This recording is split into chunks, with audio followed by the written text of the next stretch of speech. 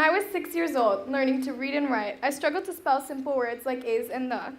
And the teachers told my parents that I had difficulty spelling my own name, even though it is 6 letters, Olivia. I would write something along the lines of OVA or OLVA. I didn't understand why reading and writing was so difficult, and it came so naturally to my friends. How would you define dyslexia? Have you ever heard of dyslexia? Yeah. What do you think dyslexia is? No idea. No idea? I used to know, but I forgot. Kids or people have trouble with reading. Sickness. Dyslexia is a learning disability that prohibits you from learning fast in certain things. It's when you can't see words like clearly, so if like they're like squished together in like some kind of way. When people try to read, they can't really see like how the words go in order. They kind of jumble them up. I think it's something you're born with that prevents you from reading. Some bacteria. A bacteria? I can't really read, but like the words kind of switch around, I guess.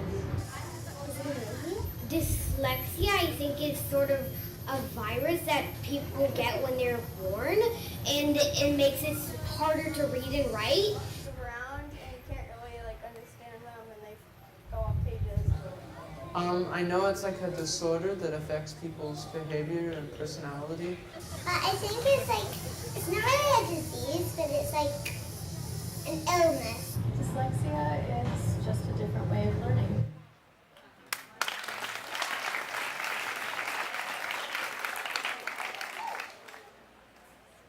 Dyslexia got its name from a German ophthalmologist in 1887 named Rudolf Berlin.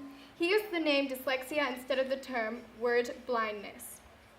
It's estimated that at least 1 in 10 people have dyslexia to varying degrees.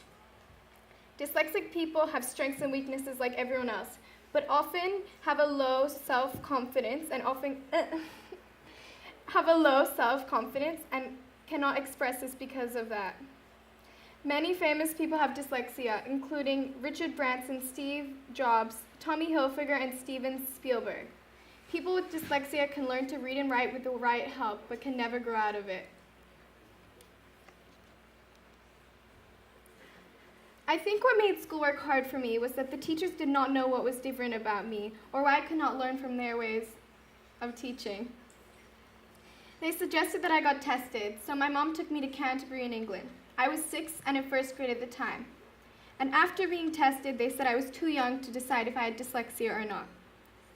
We now know that dyslexia has nothing to do with not working hard enough.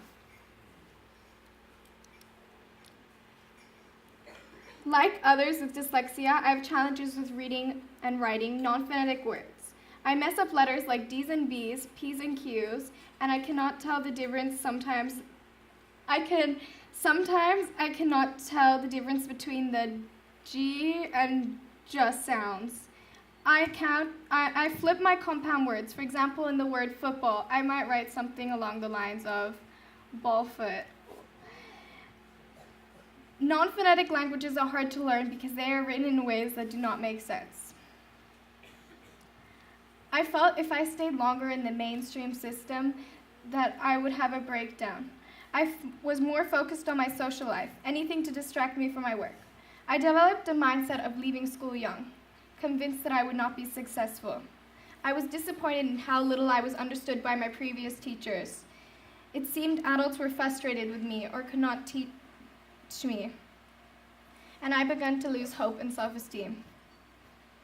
Then I moved to green school, and I felt like I had a chance to start over again.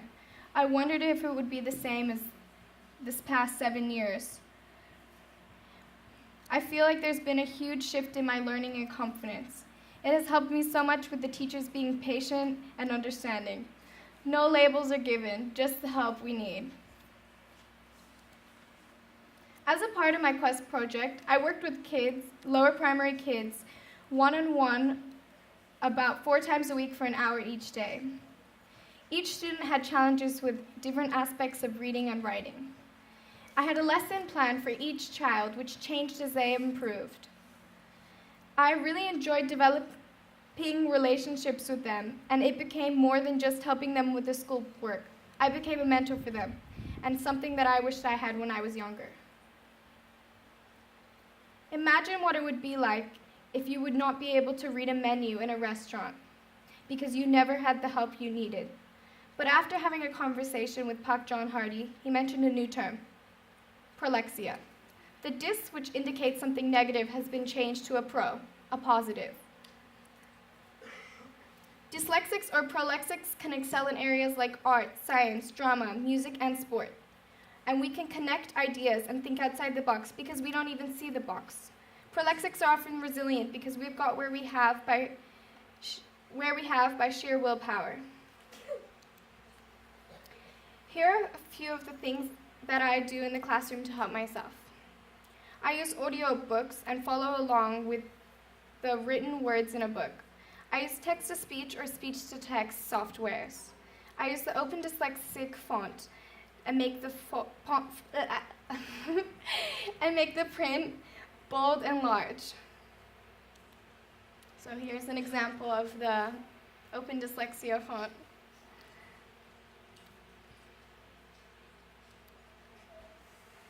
I have also started creating a website where I will blog about my journey with dyslexia. It has ideas and useful links for teachers and students. I share my views about negatively and positively labels. I note why we need our literacy challenges to be recognized early in our education.